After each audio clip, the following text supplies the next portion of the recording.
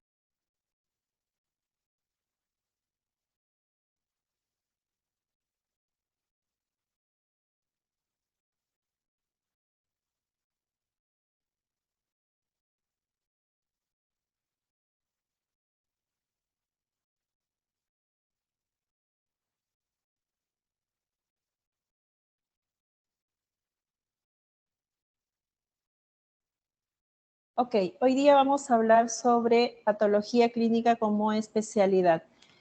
Vamos a tocar un poco de historia, vamos a tocar un poco de cada área. En líneas generales, cuál es la complejidad y la importancia de esta especialidad, de esta carrera y obviamente de este capítulo que ustedes están llevando. ¿Qué es lo que tenemos como especialidad, como carrera, ¿no? Entonces, es la especialidad médica que aplica no solamente tecnología, ojo. Hoy en día, en estos últimos años, la tecnología, como en cualquier segmento donde se tenga que trabajar con equipos, pues ha revolucionado de una manera agigantada. Tanto así que estamos con nanorobots que pueden procesar muestras de manera simultánea, ¿no? Adicionalmente, tenemos el tema de los recursos a nivel de laboratorio clínico y banco de sangre.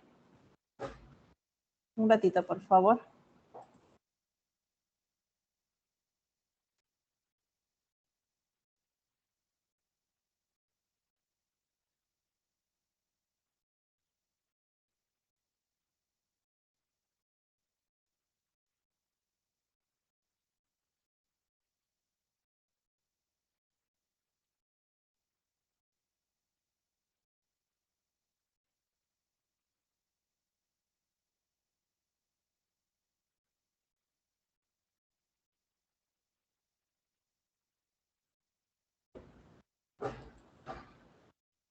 Mil disculpas.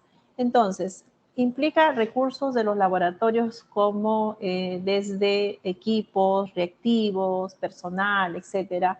Adicionalmente, parte de esta que es Banco de Sangre, que es toda una institución que tiene que ver con el apoyo en el diagnóstico, no solamente diagnóstico, no, también pronóstico, control y seguimiento de los diferentes problemas de salud. Entonces, la patología clínica en macro tiene que ver el grupo de patología clínica y el grupo de anatomía patológica. Dentro de patología clínica implica la hematología, que tiene que ver hemograma, los exámenes de la médula ósea, el estudio de la hemostasia, donde está el perfil de coagulación. En el otro grupo grande tenemos que ver con la bioquímica y la endocrinología. En el grupo de anatomía patológica, pues está la patología quirúrgica y obviamente todas las necropsias. Y en conjunto, estas dos especialidades comparten mucho el estudio citológico a nivel microscópico. Vamos a darle pantalla gigante. Entonces, el patólogo clínico está involucrado más que todo en el aspecto intelectual del proceso del diagnóstico y el uso del laboratorio y en menor grado en los aspectos técnicos y manuales. Se estima que el 70% de las decisiones médicas están basadas en los resultados del laboratorio, lo cual de alguna manera u otra, de manera muy fina, en especial en los casos más complejos, en los casos más complicados, que solemos tener no un solo diagnóstico, sino tenemos varios diagnósticos en un solo paciente. Es ahí donde el uso de estas herramientas a nivel de laboratorio se hacen muy necesarias porque posterior a ello hay que hacerle seguimiento con controles, ¿no? Les hacen controles dependiendo, por ejemplo, si está en la UCI es cada 3 horas, si está en trauma shock es cada hora, si están en pabellón intermedio son cada 6 horas, si están en pabellón regular son cada 12 o 24 horas. Entonces, ¿qué nos permite el tema de laboratorio? En primera instancia, confirmar el diagnóstico clínico, que lo sacamos de manera clínica, y luego el seguimiento de cómo se va dando la evolución del paciente. Y en tercera, cuál es el pronóstico dependiendo cómo se van moviendo estos resultados, dependiendo con la frecuencia con la que se pida. Uno de los parámetros más pedidos en las unidades críticas es haga electrolitos. En las unidades de las UCIs o trauma shock, estas se convierte en una petición de cada hora. Entonces, los laboratorios modernos requieren no solamente de planeamiento estratégico. ¿Por qué? Porque tenemos que conocer la población a la que voy a atender, tengo que saber cuánto personal voy a necesitar para atender dicha población y tengo que conocer la epidemiología local a nivel de Lima, si es que estoy en Lima, a nivel de provincia, dependiendo si son zonas endémicas. Conocer qué pruebas obligatorias tengo que contar para manejar la salud de esta población en macro, ¿no? ¿Por qué hablamos de mercadeo? porque si bien es cierto a nivel mundial existen diferentes marcas de reactivos, pero siempre buscamos el de mejor calidad a menor costo. Cuanto hay mayor población, cuanto hay mayor atención, tenemos gran demanda, entonces este mercadeo se convierte en que uno puede buscar una excelente calidad a bajo precio. Tiene que ver con la administración de recursos humanos, por supuesto. Tenemos los grupos de técnicos, que son los encargados de la toma de muestra. Tenemos el grupo de tecnólogos, que es el encargado del proceso analítico. Tenemos el grupo de patólogos, que es el proceso posanalítico, donde se hace el análisis y se hace la correlación clínico-laboratorial, si es que este resultado es coherente o no con la patología que inicialmente se envió la orden para el examen de cada paciente. Y obviamente el encargado del control de calidad. En muchas ocasiones yo ya les había mencionado el tema del control de calidad, que juega un papel fundamental para el proceso de todas las muestras. No se inicia el proceso ni en el día ni en la noche sin antes haber pasado estos controles de calidad que nos garantiza que no solamente el reactivo, que no solamente el equipo, que no solamente el personal está funcionando de manera adecuada. Cuando estos parámetros están todos dentro de los rangos que corresponden aptos, entonces empiezan a procesar las muestras. Mientras tanto, se siguen controlando, se siguen calibrando. Entonces, ¿cuáles son estos campos de la medicina que comprende la patología clínica, ¿no? Tenemos a la cabeza por frecuencia, porque se pide mucho glucosa, urea, creatinina, la bioquímica, ¿no? Está dentro de ella el perfil hepático, el perfil lipídico. Luego le sigue por frecuencia de petición de pruebas la hematología, obviamente pues el hemograma, el perfil de coagulación, entre otras pruebas especiales. Luego le sigue el banco de sangre, obviamente por las peticiones de componentes sanguíneos, y luego le sigue la microbiología, donde vemos todo lo que es referente a cultivos, y las pruebas especiales, el menos pedido, que es la inmunología. ¿Qué? Tú decides, pues. Porque un año creo que tenía que poner. Ponlo. ¿Sí? Ya lo modifico nada más y ya estoy. Entonces, son 5 campos inmensos, inmensos que tiene toda la patología clínica. Y ojo, acuérdense que había un segundo grupo que es toda anatomía patológica que comprende otro rubro, pero hoy día solamente estamos hablando de patología clínica dentro de estos gigantes componentes de laboratorio, ¿no? Entonces, entendemos a nivel de hematología, tenemos a nivel de banco de sangre, tenemos a nivel de microbiología donde están todos los cultivos, tenemos a nivel de inmunología donde tiene que ver con antígeno anticuerpo y es en lo que he venido con ustedes tratando de entender esta complejidad y es en lo último que se piensa cuando se busca estas enfermedades, porque aparte de no ser muy característicos, por tener el sistema inmune bajo, esta normalmente se complica con procesos infecciosos y enmascaran estos cuadros inmunológicos. Entonces, el esquema de funciones del patólogo. A la cabeza tenemos una cuestión administrativa, por supuesto, porque, por ejemplo, yo, ¿no? Actualmente como jefe de departamento tengo a mi cargo más de 200 personas, entonces si no conozco el aspecto administrativo, no tendría cómo hacer la distribución de este personal en los lugares ya mencionados, ¿no? En los 5 grandes campos.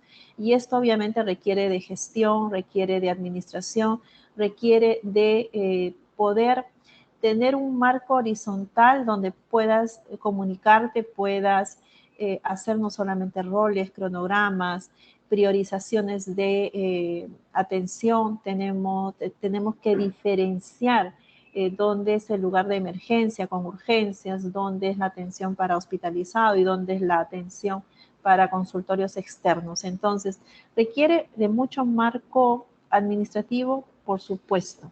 Todo en relación a qué? A la atención del paciente. Vemos que el cuadro más grande lo lleva el paciente porque es la prioridad. Y parte de esta carrera y no solamente patología clínica, y no todas las especialidades, tiene que ver con docencia. Nosotros terminamos formando a los especialistas que vienen detrás de nosotros, a lo que le llamamos residentes, formamos a los alumnos de medicina como ustedes, formamos a los internos cuando vienen a hacer sus internados, valga la redundancia. Entonces, esta carrera, no solamente la especialidad de patología clínica, sino y todas las especialidades, tiene que ver con la atención del paciente y tiene que ver con la formación de los futuros médicos. Entonces, dado que tenemos el tema de la atención de los pacientes, obviamente tiene que haber una indicación precisa en relación al cuadro clínico y con ella la selección de las pruebas que se van a manejar. Se tiene que contar con tecnología, por supuesto. Habíamos dicho de que cuanto más tecnología de punta, mejor. Tenemos que tener nivel de interpretación, definitivamente. Todos los resultados no solamente es leer y si está dentro del rango o no. De acuerdo al cuadro clínico planteado, se tiene que interpretar no solamente la bioquímica, sino también la hematología, la microbiología, la inmunología y, ¿por qué no, a nivel de banco de sangre, las pruebas de Kunz, las pruebas tanto Kunz directo e indirecto y todas las inmunohematológicas. Y dentro de la docencia, como patología clínica, campos de investigaciones son inmensas porque tenemos un montón de datos de tantos pacientes en todo nivel y en todos los diagnósticos. Un poquito de historia, cómo es que nace la patología clínica. Desde el comienzo de la humanidad, deseo y necesidad de saber más de la causa, los mecanismos y la naturaleza de las enfermedades. En la prehistoria hasta 1500 después de Cristo, obviamente las creencias religiosas y mágicas, hasta el método racional, todo era válido, ¿no? Hablar no solamente la combinación de cuestiones míticas, mágicas, como cuestiones religiosas involucradas en este campo. Luego viene, obviamente, nuestro padre de la ciencia, Hipócrates, realiza una observación objetiva de la enfermedad y obviamente analiza y el análisis de la causa y efecto. Entonces, con él se viene lo que llamamos nosotros la medicina humoral, desde 460 a.C. hasta 201 después de Cristo. ¿Qué nos dice Hipócrates? Creador de la concepción de la concepción más antigua de la enfermedad. Viene desde que la sangre es el fuego, el flema es el agua, la bilis negra es la tierra y la bilis amarilla el aire.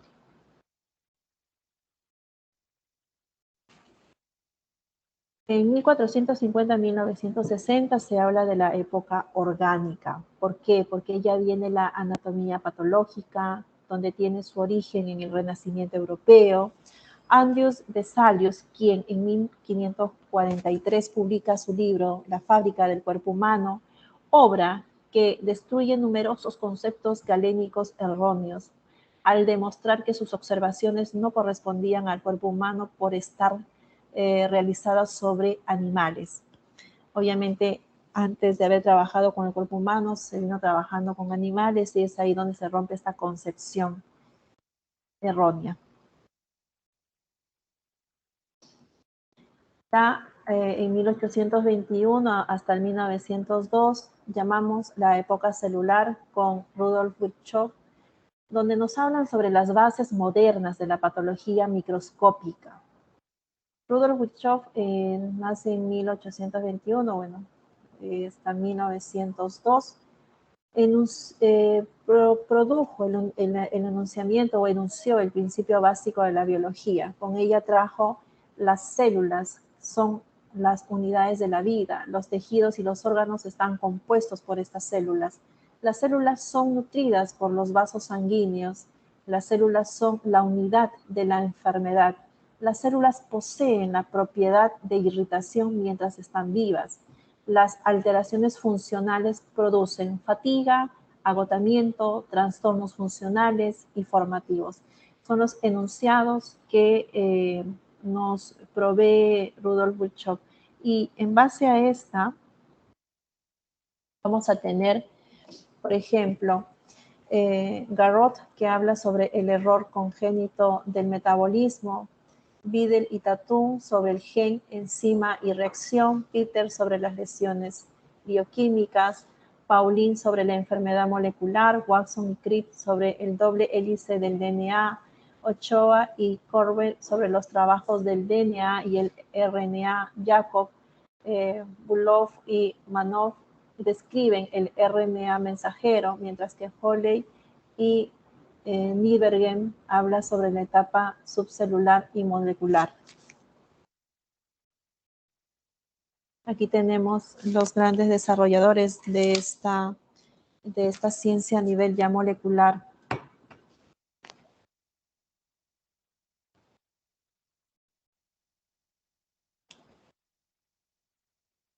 La época ultraestructural.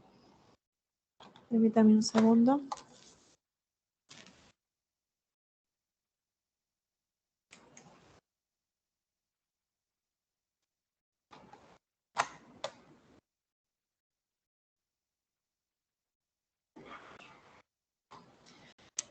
Vemos esta época ultraestructural ya a nivel del siglo XX, donde se da la aplicación de nuevos métodos de investigación, donde ya vamos a tener la citometría de flujo que está involucrando a la hematología, que está involucrando al perfil de coagulación. Vamos a tener la reacción en cadena de polimerasa en tiempo real, donde vamos a tener estas amplificaciones de una muestra muy pequeña a la determinación del DNA y el RNA.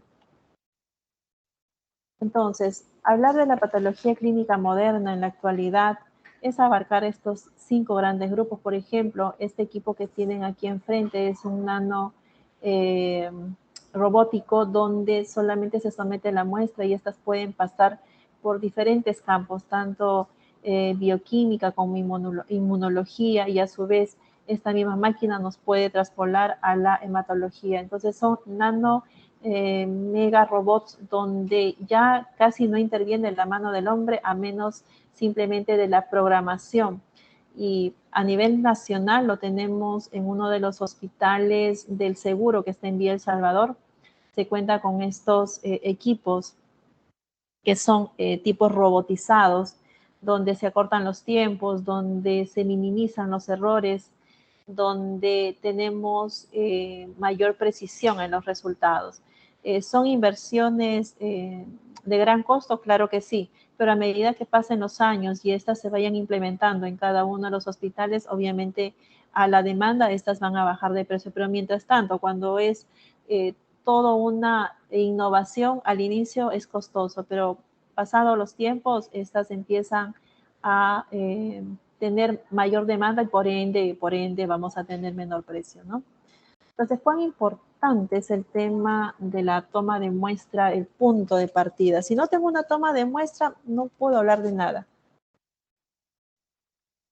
Para esto necesitamos, obviamente, los tubos adecuados, las agujas adecuadas, las técnicas adecuadas, el personal adecuado, las herramientas y los insumos y los materiales adecuados.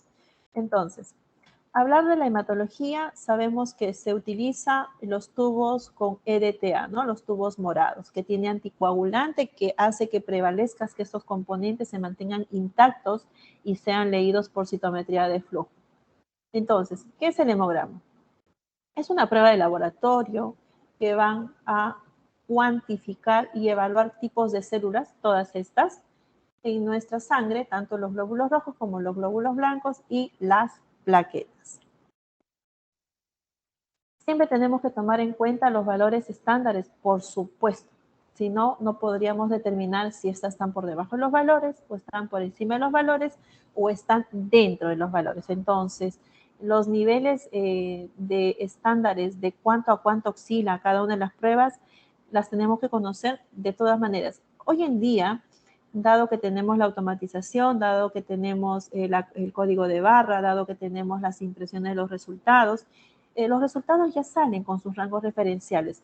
Dependiendo de dónde proviene, si es de Europa, si es de China, si es de Asia, los rangos van a tener ciertas semejanzas con un mínimo de diferencia, tanto en el rango inferior como en el rango superior.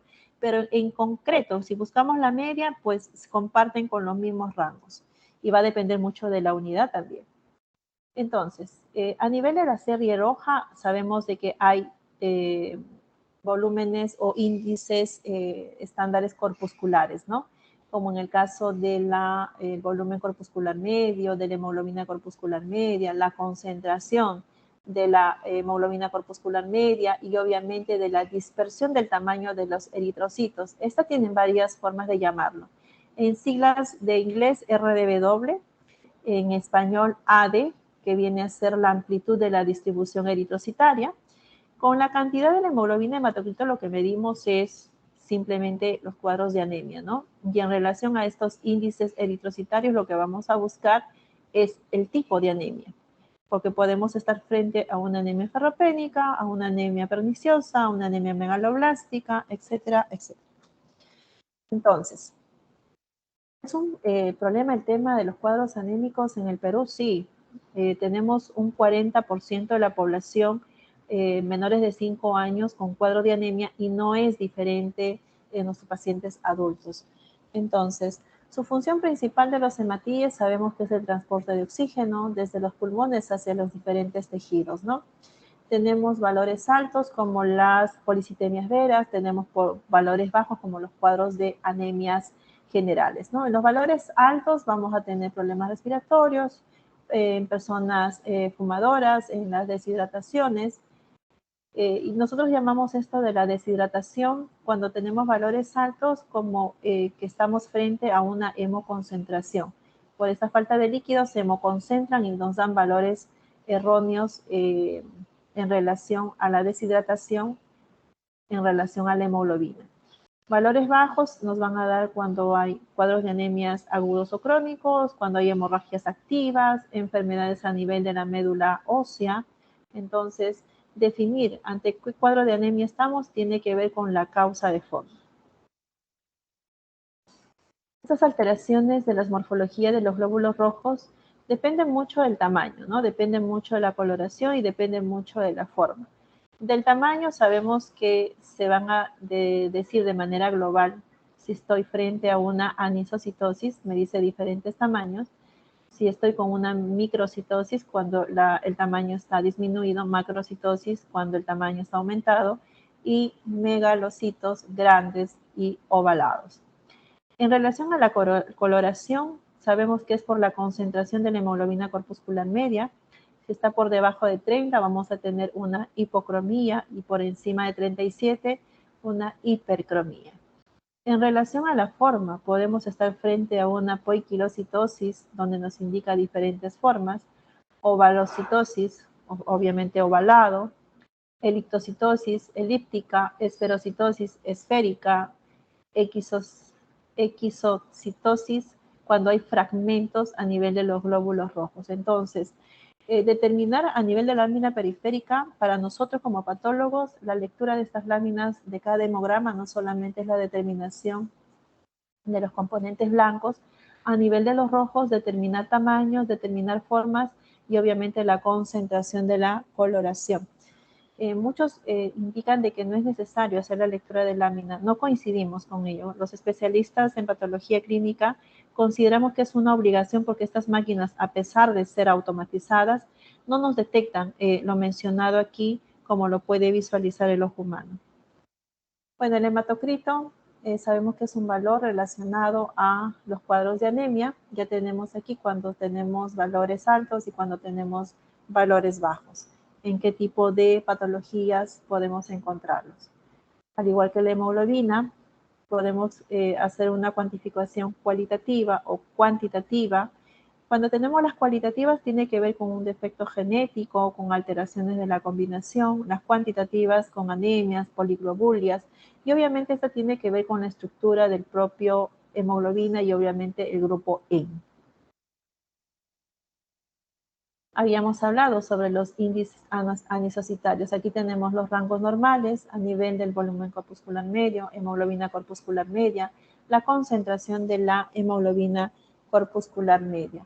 Tenemos entonces cuando decimos que es microcítica hipocrómica, cuando son macrocíticas, cuando son normocíticas. Esta es la manera de interpretar en relación al valor. Aquí lo tengo, yo digo que es esto, pero ¿qué significa? ¿En qué situaciones yo puedo tener una hipocromía microcítica? A la cabeza, pues es la deficiencia de hierro, ¿no? Las macrocíticas a la cabeza cuando hay deficiencia de vitamina B12 y ácido fólico en las anemias megaloblásticas. Si tengo anemia y son normocíticas, en realidad estamos frente a las enfermedades crónicas como mieloptisis, síndrome mielo o linfoproliferativos. Entonces, sí hay una interpretación y esa tiene que encajar en relación a los resultados y esa en relación al cuadro clínico que nos presenten en las órdenes. A eso llamamos nosotros correlación clínico-laboratorial. Entonces, vemos aquí qué parámetros nos indican anemia y qué tipo de anemia. Obviamente en relación, en la totalidad cuantificada, en la determinación de la hemoglobina, en el tamaño del eritrocito y obviamente en la concentración del hemo. Entonces, cuando hablamos de la serie blanca, ¿para qué nosotros determinamos o para qué evaluamos la serie blanca, ¿no? Sabemos que estas son células, son unidades móviles y que forman parte del sistema inmunológico, que el cuerpo usa para combatir infecciones, viajan por el torrente sanguíneo a las áreas de infección y destruyen a las bacterias que las están causando. Las fórmulas leucocitarias las tenemos en relación, un segundito por favor. Muchísimas gracias, Rosita. Muchísimas gracias. No debieron haberse molestado. Muchísimas gracias. Muy amable, de verdad. Muchísimas gracias, Rosita. Muchas gracias. Gracias a ustedes. Bueno, chicos, ustedes son futuros médicos, así es que les hago extensivo los saludos y las felicitaciones que no paran y no puedo dejar de atenderlos. Mil disculpas del caso, de verdad. Son tantos saludos por todos lados que ha sido un día cargado y maravilloso. Y bueno, con esta presentación que muy animada, obviamente, de enseñarles lo que es nuestra especialidad. Estamos en la fórmula leucocitaria. Entonces, decíamos que la revisión de la lámina es fundamental. Si bien es cierto, la lámina está las máquinas están parametradas, automatizadas en relación a estas configuraciones. Parametradas tal y cual, pero si se sale un tantito de esta forma, como tenemos en las patologías, como los linfocitos atípicos que no las van a reconocer, o cuando los eritrocitos tienen más de 3 lóbulos, como en las hipersegmentaciones, en las anemias megaloblásticas, no la va a reconocer, o como cuando visualizo un monocito atípico, no las va a reconocer, o cuando dentro del hematíe puede haber bartonela o puede haber malaria, no las va a reconocer. Entonces, la interpretación de la lámina, la revisión de la lámina es fundamental. Aquí les traigo cómo es que se distribuye de la totalidad de los leucocitos en estas células diferenciales, ¿no? Tenemos a los neutrófilos que oscilan entre 45 y 70, eosinófilos de 1 a 4, basófilos de 0 a 1, linfocitos de 20 a 40, monocitos de 4 a 8. En relación a esta es que yo debo hacer la interpretación cuando están aumentadas o están disminuidas. Las alteraciones leucocitarias van desde leucocitos elevados hasta leucocitos disminuidos, o sea, una leucocitosis o una leucopenia. Entonces, vemos que hay una gran variedad de patologías, obviamente la clínica manda, tanto como en las leucopenias, ¿no? Entonces, los dejo de dato porque esto es amplísimo y todavía hay mucho por enseñarles aquí. Nos habla sobre cuándo se alteran los neutrófilos. Sabemos que los neutrófilos son el primer mecanismo de defensa ante las bacterias, por ende, cuando voy a tener una neutrofilia, es decir, estos granulocitos neutrófilos están elevados, la primera a la cabeza son causadas por bacterias, también se pueden elevar por hongos, por virus y parásitos de manera aguda. Tenemos en intoxicaciones, cuando tenemos la enfermedad de la gota, o cuando hay una pérdida abundante de sangre tras una operación, cuando se usa la cortisona, el litio, la adrenalina, o en problemas hormonales como los usos anticonceptivos, esos inyectables mensuales o trimestrales, o cuando hay la presencia de tumores. También tenemos granulocitos neutrófilos disminuidos en ocasiones como el tifus, que ya está casi erradicado, la tuberculosis, las infecciones víricas como la gripe, papera, sarampión, varicela, la malaria, enfermedades autoinmunes, lesiones de la médula ósea, etc. ¿Tenemos valores absolutos? Por supuesto. Los linfocitos son los que tienen que ver con la presencia de los virus. Estas se van a activar a nivel del CD3, el CD4 y CD8 a la cabeza, ¿no? Cuando hay una linfocitosis, lo que voy a tener es una infección vírica. Dentro de ellos están las toxoplasmosis, la sífilis, la tuberculosis, las leucemias linfáticas, los tumores, la tosferina, etc. Y cuando tenemos una linfopenia, se van a dar en enfermedades reumáticas, cuando hay quimioterapia de por medio de radioterapia, infecciones como el VIH, enfermedades autoinmunes, la tuberculosis, convalecencia por infecciones como la gripe, los postoperatorios, la uremia, el estrés, etc. Los eosinófilos tiene que ver con todo lo que es el proceso alérgico, pero en nuestro medio tiene que ver mucho con la parasitosis, ¿no? Es una acción antiparasitaria, tiene la modulación de la actividad de hipersensibilidad y alergia, ¿no? En nuestro medio digo que es la parasitosis porque es lo que predomina, ¿no? Los pacientes cuando padecen con una eosinofilia siempre la vamos a relacionar en primera instancia con parasitosis hasta luego descartar si es que hay algún cuadro de hipersensibilidad o algún cuadro de alergia.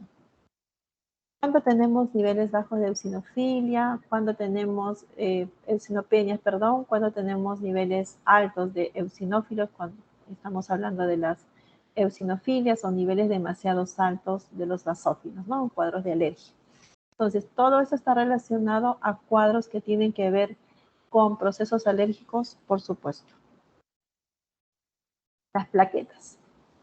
Bien, es cierto, las plaquetas son las células más pequeñitas del torrente sanguíneo, pero sin embargo cumplen un papel importante a nivel de la coagulación. Se relaciona con los procesos de coagulación sanguínea. Son fragmentos citoplasmáticos pequeños, irregulares y carentes de núcleo. El volumen plaquetario medio proporciona una información sobre el tamaño de las plaquetas. ¿Por qué también es importante la lectura en lámina periférica? Porque cuando hay plaquetas grandes, que los llamamos macroplaquetas, obviamente estas no van a ser detectadas por la máquina. Entonces hacemos un conteo diferencial y lo sumamos al número total de las plaquetas. Hablamos que las plaquetas oscilan entre 150.000 y 450.000.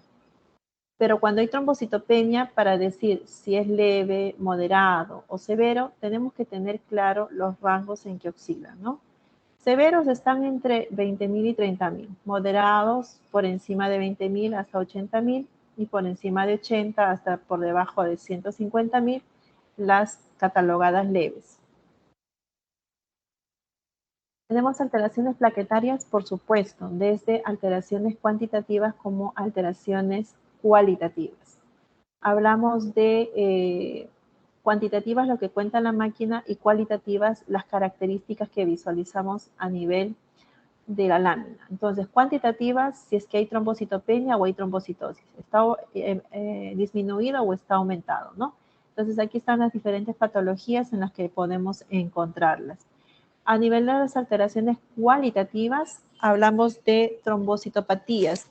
Estas trombocitopatías tienen que ver con enfermedades básicamente genéticas como las enfermedades de Bernard-Solier o como las enfermedades de Glassman en las trombastenias.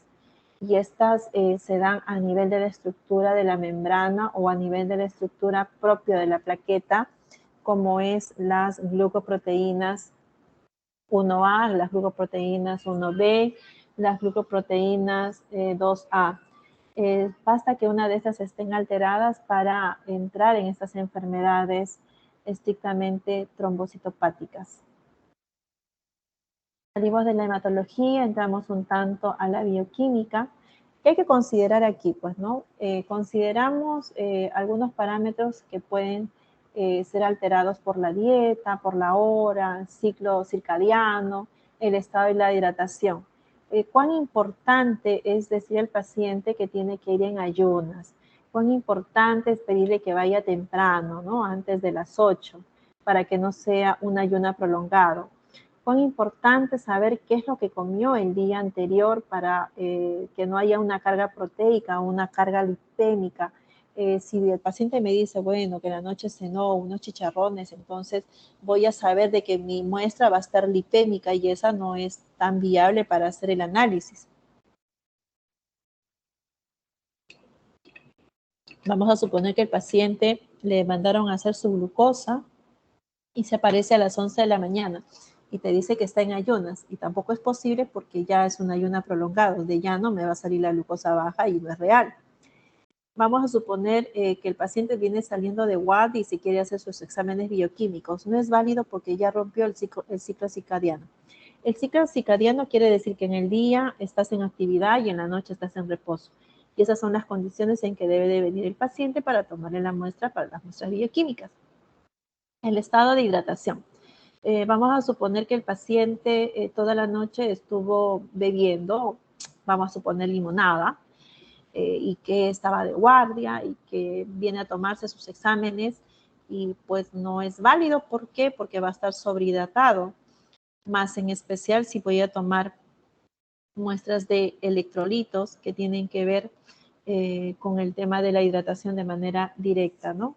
O si está demasiado deshidratado, bueno, estos ya llegan por emergencia y ahí los resultados se toman con pinza, porque no es un estado, entre comillas, de descanso, de reposo, etcétera. Entonces, para nosotros a nivel bioquímico es fundamental conocer la dieta a la hora que viene, si cumplió con el ritmo circadiano, el ciclo circadiano y evaluar su estado de hidratación. En la bioquímica evaluamos no solamente los parámetros metabólicos, sino también hormonales. También vemos el tema de los valores que son vías de eliminación como la urea y la creatinina. También el estado fisiológico patológico, porque vienen pacientes para control, para saber cuál es su estado estando sano, y obviamente los patológicos que vienen por emergencia o simplemente los que están enfermos. Entonces la bioquímica se puede usar en todo tipo de personas y pacientes. En este grupo de exámenes de sangre que suministran información acerca del metabolismo del cuerpo, el examen se denomina comúnmente análisis metabólico básico. Es un grupo de 20 a más pruebas químicas realizadas en suero sanguíneo. En la actualidad llega, creo que, a unas 500 pruebas, ¿no?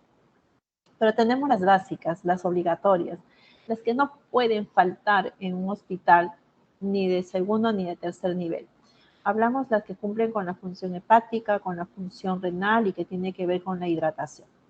Dentro de la función hepática está la TGO, la TGP, la gamma-glutamil transpeptidasa, la albúmina, la fosfatasa alcalina. Dentro de la función renal, obviamente la creatinina, la urea, el famoso BUN, y dentro de lo que corresponde a la hidratación o los iones está el potasio, el cloro, el sodio, magnesio, el calcio, que engloba los electrolitos. ¿Por qué es importante estos componentes? Porque estas nos miden, ¿no? La parte inicial. Ya después de estas, si salen patológicas, podemos ir ampliando los exámenes, no solamente bioquímicos, sino también microbiológicos e inmunológicos. Entonces, los valores limitados tiene que ver la técnica disponible. Permítame un segundo, por favor.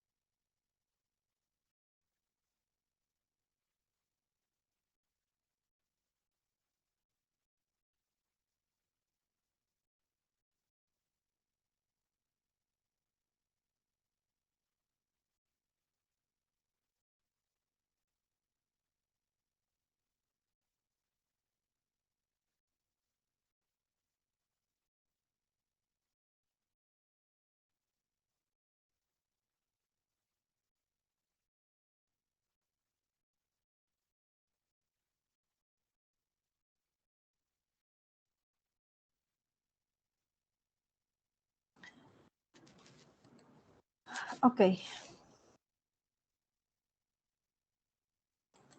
Continuando. Entonces, estos valores pueden estar limitados ¿por qué?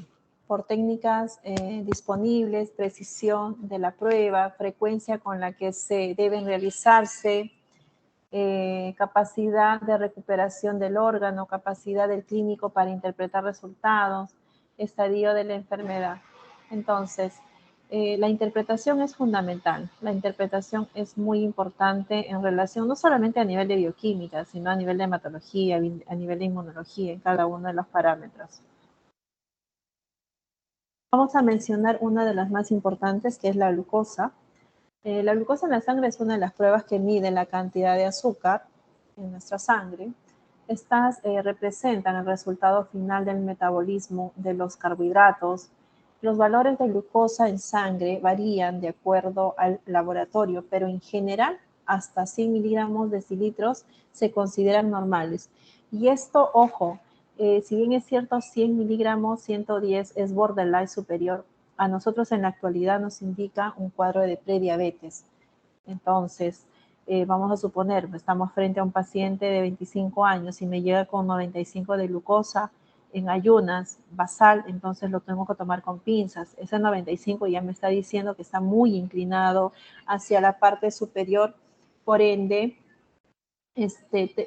vamos a tener un tema de prediabetes. Y esta interpretación va relacionado a la contextura, a la calidad de alimentación, a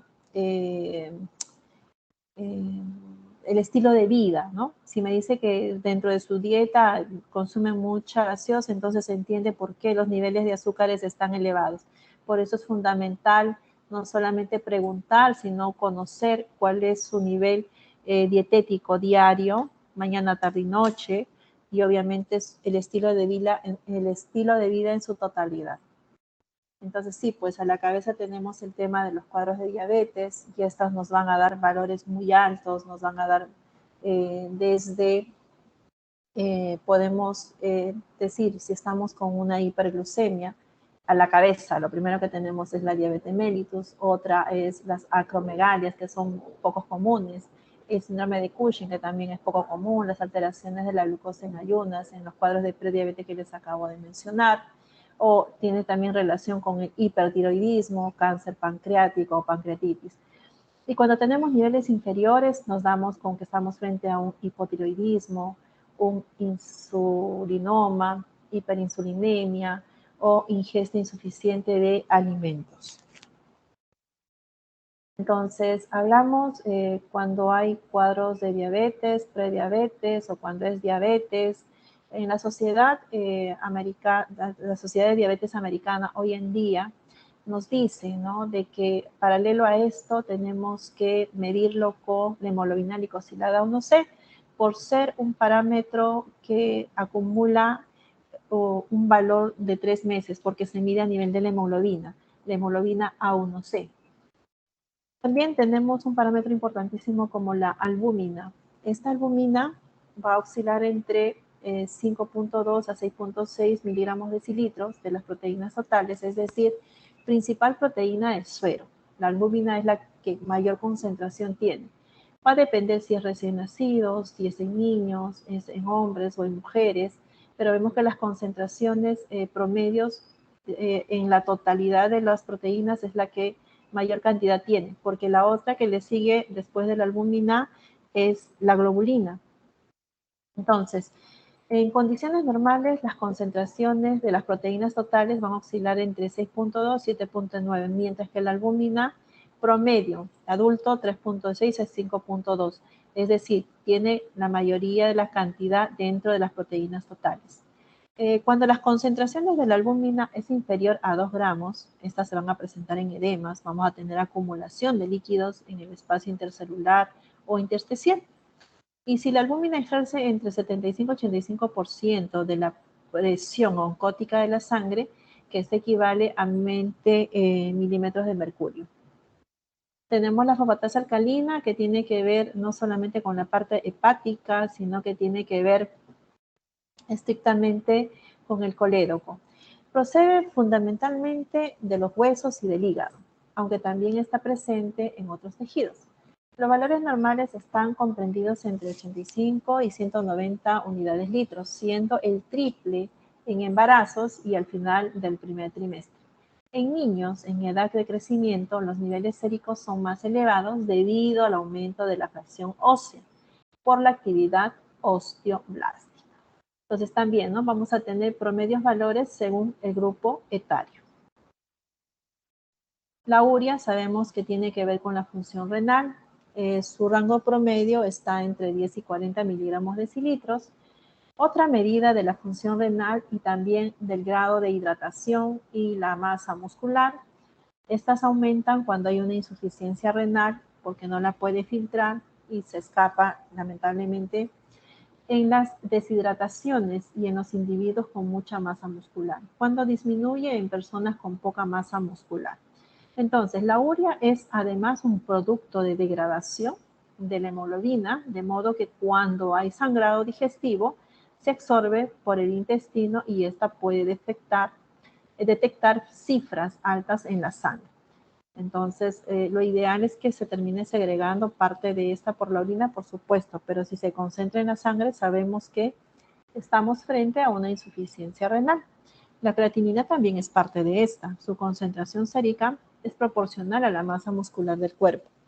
Las cifras normales oscilan entre 0,5 y 1,3 miligramos decilitros para hombre y de 0,4 y 1,1 para mujeres. Existe una correlación entre la creatinina sérica y el aclaramiento de la creatinina para calcular el grado de insuficiencia glomerular. Por eso es que se pide estas orinas de 24 horas para la determinación no solamente de la filtración glomerular, sino para la depuración de creatinina. Entonces, aquí está la tasa de filtración glomerular, ¿no? Mediante esta fórmula, donde tenemos 140 como un estándar, un número estándar, menos la edad en años por el peso del paciente sobre la creatinina sérica. Y esta es una fórmula, una de las cortas para medir la tasa de filtración glomerular. Con ello, obviamente, si tenemos la insuficiencia renal o no. Entonces, la creatinina se utiliza para evaluar las disfunciones renales, tanto en el diagnóstico como en el tratamiento. Es el caso de la monitorización de enfermos dializados. Su aumento indica insuficiencia renal, pero va en conjunto con la urea y eso tenemos que saberlo, ¿no? Aquí están los grados de insuficiencia renales, cuando puede ser leve, cuando puede ser moderado, cuando puede ser severo, ¿no? Y ya determinamos falla renal por la filtración glomerular cuando está por debajo de 15 y ahí se requiere diálisis de manera obligatoria. Entonces, aquí podemos ver todas las causas que pueden alterar la clínica, las cifras de las creatininas, ¿no? Tanto en forma independiente al filtrado glomerular renal. El ácido úrico. Entonces, lo visualizamos a nivel de la orina con estos cristales, aparte de la valoración a nivel sanguíneo, por supuesto. El ácido úrico se forma como resultado del metabolismo de las purinas, ¿no?, las cuales se encuentran en algunos alimentos y bebidas, como el hígado, carnes rojas, alberjas secas y la cerveza. La mayor parte del ácido úrico se disuelve en la sangre y viaja a los riñones, desde donde sale a través de la orina. Si el ácido úrico se produce excesivamente o no es eliminado correctamente, aparece la hiperuricemia, ¿no?, lo que nos produce la enfermedad de la gota. Entonces, tenemos los valores normales, oscila entre 3,5 a 7,2. Su aumento pueden detectarse, deberse a acidosis, alcoholismo, efectos secundarios relacionados a las quimioterapias, diabetes, ejercicio excesivo, gota, hipoparatiroidismo, leucemia, insuficiencia renal, toxemia en embarazo. ¿Y cómo lo vamos a detectar? Por estos dolores articulares, ¿no?, y deformaciones articulares. Su disminución en los síndromes de Fanconi, dieta baja en purinas, síndrome de secreción inadecuada de hormonas antidiuréticas o la enfermedad de Wilson. Las bilirrubinas, sabemos que estas tienen que ver con una función hepática y que estas nos van a producir una ictericia a nivel general de la piel. Las ictericias pueden ser leves, pueden ser moderadas, pueden ser severas. Entonces, Medimos tanto la directa como la indirecta y la total. Vemos aquí están sus valores mínimos o inferiores hasta sus valores mayores, ¿no? Mínimo y inferior. Rangos de 0, 1 a 1, de 0,1 a 1,1 o hasta 0,3 en el caso de la directa. Nosotros lo valoramos en miligramos decilitros, pero también pueden tener algunos equipos que les pueden dar en milimol litros. Hablar de los lípidos es hablar de todo el perfil de los lípidos, como el colesterol, hablar de los triglicéridos, del HDL, LDL. Entonces, son moléculas insolubles en agua, ¿no?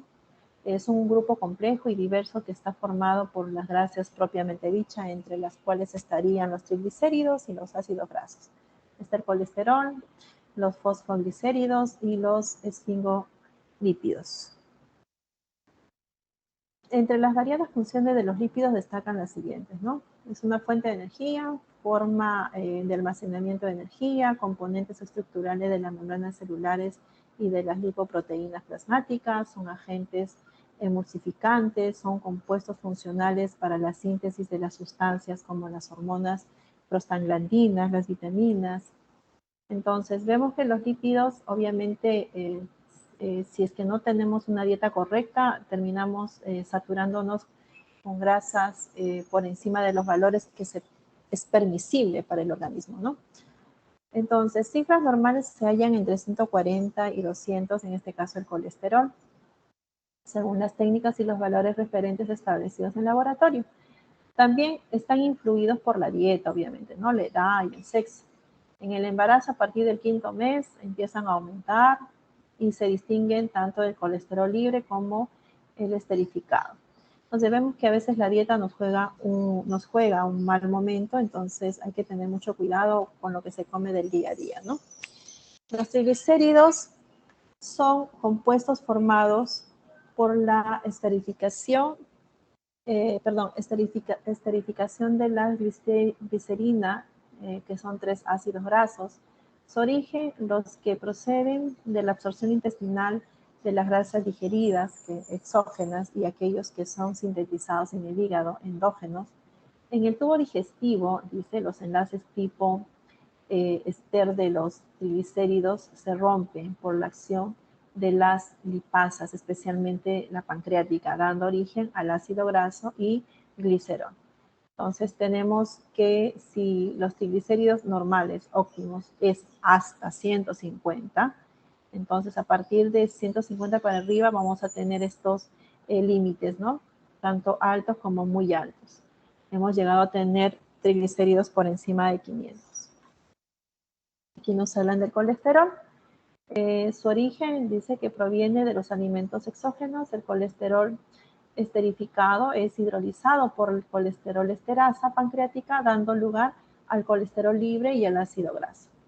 El colesterol circula en la sangre unido a las siguientes lipoproteínas, ¿no? Conocemos al LDL y al HDL.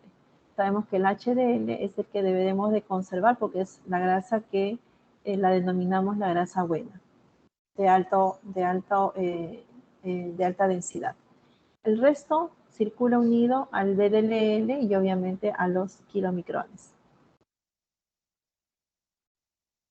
El HDL entonces capta el colesterol libre de las células y de los tejidos periféricos hasta el hígado. De esta manera se va eliminando el colesterol en exceso de los tejidos. Tenemos el colesterol HDL, que es el bueno, que devuelve el colesterol de los tejidos al hígado, ¿no? Se llama el colesterol que se elimina por la bilis, mientras que el LDL es el colesterol malo.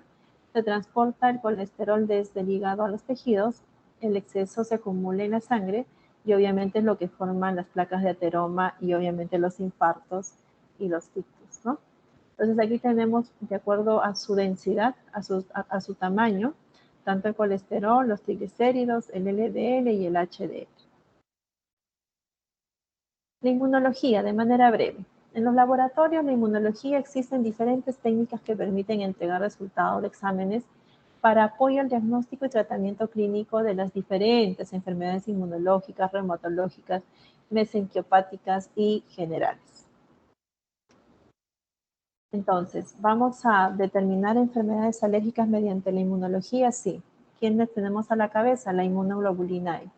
Enfermedades autoinmunes como la que ya hemos visto, ¿no?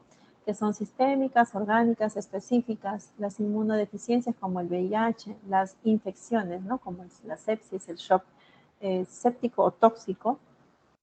Entonces, dentro de estas van a depender mucho la técnica, ¿no? De la autoinmunidad, las técnicas por nefelometrías. La que usamos más es la de la autoinmunidad. Tenemos determinación de anticuerpos antinucleares como el ANA por inmunofluorescencia indirecta. Tenemos la determinación de anticuerpos del anti-DNA, determinaciones de anticuerpos antimitocondriales como el AMA.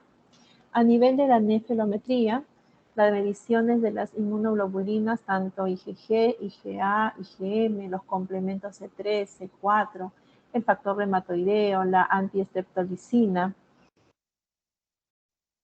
Ya habíamos observado esta técnica que tiene que ver con la inmunofluorescencia indirecta y que estas obviamente nos van a determinar las coloraciones de los patrones, tanto homogéneos, tanto granulares o moteados finos y gruesos, como los centrómeros y asimismo los perinucleares.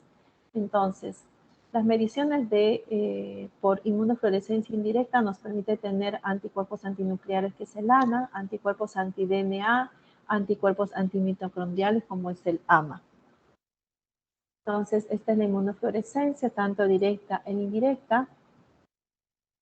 Sabemos sus etapas, las complejidades de la determinación para las diferentes enfermedades, ¿no? Las podemos usar cuando estamos sospechando en LES, cuando sospechamos en enfermedad mixta del tejido conectivo, cuando sospechamos en lupus eritematoso sistémico inducido por drogas, hepatitis crónicas activas autoinmunes, esclerosis sistémica progresiva, el síndrome de Cres, artritis reumatoide, dermatomiositis, y mucho tiene que depender de los patrones de la inmunofluorescencia. Cuantificaciones a nivel de las inmunoglobulinas, tenemos inmunoglobulina G, inmunoglobulina A, inmunoglobulina M. También tenemos las cuantificaciones cuando estamos frente a una hipoglobulinemia o una hiperglobulinemia.